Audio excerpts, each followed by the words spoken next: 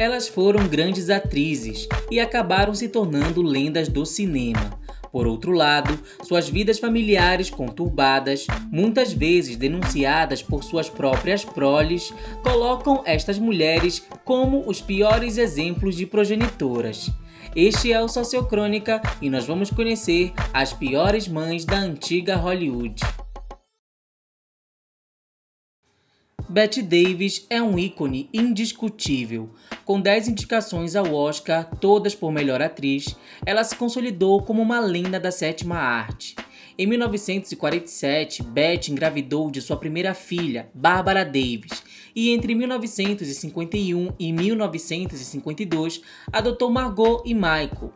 Nas gravações de O que Teria Acontecido a Baby Jane, Barbara, que fazia uma ponta no filme, conheceu Jeremy Hyman. Os dois começaram a namorar e pouco depois se casaram, e a partir daí a relação dela com sua mãe azedou. Bette era contra o casamento, já que Barbara tinha só 16 anos e Hyman 29. Para piorar, em 1985, Barbara lançou, bem no Dia das Mães, a autobiografia My Mother's Keeper, onde acusava Bette até de ter praticado bruxaria para prejudicar concorrentes e que a atriz encenava suicídios para punir as malcriações dos filhos. Em seu livro, Barbara contou que, aos 8 anos, Bette fingiu ter uma overdose, trancando-se no quarto. A criança dormiu do lado de fora da porta preocupada, e na manhã seguinte, Bette teria dito: "Espero que tenha lhe ensinado uma boa lição." Em seu testamento, Bette logo deserdou ela e os netos, mas também Margot, sua outra filha. Margot foi diagnosticada com danos cerebrais, o que resultava em deficiências de desenvolvimento. Aparentemente, Davis não conseguiu lidar com isso e até tentou cuidar de sua filha, mas acabou mandando ela embora para um lar de crianças com deficiência, onde Margot permaneceu pelo resto de sua vida. Ingrid Bergman é considerada uma das maiores atrizes do cinema, e sua atuação em Por que os Sinos Dobram foi tão aclamada que fez com que inúmeras moças corressem para os conventos para virar freiras de verdade. Quando ainda estava casada com Peter Lindstrom e já tinha sua primeira filha, de nome Pia, engravidou de Roberto Rossellini. Peter logo a acusou publicamente de alcoólatra, promíscua e obcecada por sua carreira. Ingrid então fugiu para a Itália e abandonou sua primogênita, a quem só veria uma única vez durante os 8 anos seguintes.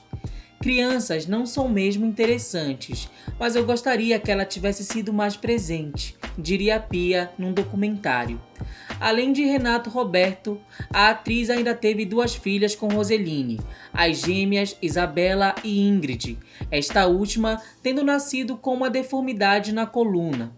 No mesmo documentário, em 2015, Ingrid contou: "Há 2 anos, quando estava conversando com minhas irmãs, percebi que poderia ter sentido menos saudade de minha mãe porque, estando doente, tive mais de sua presença quando ela estava viva."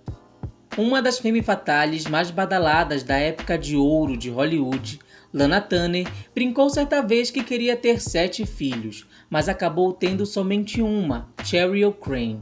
No final dos anos 70, porém, Lana começou a namorar o conhecido mafioso Johnny Stompanato, numa relação abusiva repleta de violência, testemunhada de perto por sua filha, até então com 13 anos. Na noite de 4 de abril, Johnny chegou na casa de Lana e os dois começaram a brigar por ciúmes. Sheryl, então, temendo por sua mãe, invadiu o quarto e esfaqueou o mafioso no estômago, matando-o na hora. Contudo, a polícia só foi avisada 2 horas depois do ocorrido, e mesmo após isso, os testemunhos das duas não batiam com a cena do crime. Além disso, o advogado de Lana apareceu na casa antes mesmo da perícia e teria reordenado a cena. Para piorar, não havia roupas perto da vítima, nem rastros ou restos de sangue, e o tapete estava limpo. Para muitos, Lana foi a verdadeira culpada e fez a filha assumir a culpa por ser menor de idade e ter mais chances de escapar dos julgamentos.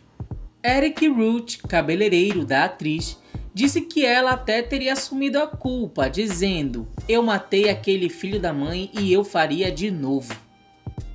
Considerada uma mulher tão linda que precisava trabalhar sem maquiagem para que isso não atrapalhasse sua beleza, Tina Turner nem merecia entrar nessa lista.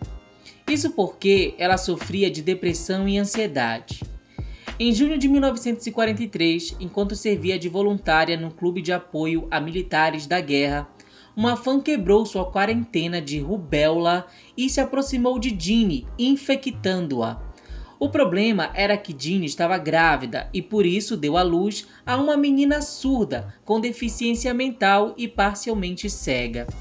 Se sentindo culpada, a atriz se retirou para clínicas psiquiátricas com depressão aguda e sofreu paranoias por toda a sua vida, enquanto Daria, a sua filha, foi internada aos 4 anos numa instituição para deficientes físicos e cresceu a vida inteira lá até falecer em 2010. Jeanne também teve outra filha em 1948, Christina, mas como nunca se recuperou mentalmente e acabou perdendo a capacidade de memória devido aos 27 tratamentos de choque pelos quais teve que passar, também não conseguiu atuar outra vez e nem cuidar de sua filha. Óbvio que a última seria ela, Joan Crawford, que foi canonizada como a pior mãe de Hollywood, em parte graças ao livro e ao filme dos anos 80, Mamãezinha Querida, que já abordamos mais detalhadamente num vídeo próprio, veja aí no card. Tirando isso, muito se questiona sobre o lado materno de Joan. Isso porque a adoção de Christina em 1940 coincidiu, curiosamente, com o mesmo período em que Crawford foi apelidada de veneno de bilheteria, em 1938, e aquilo seria uma forma de melhorar sua imagem. Por ser solteira e ter um estilo de vida badalado, a lei da Califórnia também impedia a atriz de adotar legalmente. Então, ela usou corretores ilegais de bebês e viajou com a bebê Christina, filha de uma jovem solteira, para Nova York e depois para Nevada, para legalizar a adoção. Seu próximo filho foi adotado quando se casou com Philip Terry, e por um breve período o menino se chamou Philip Terry II.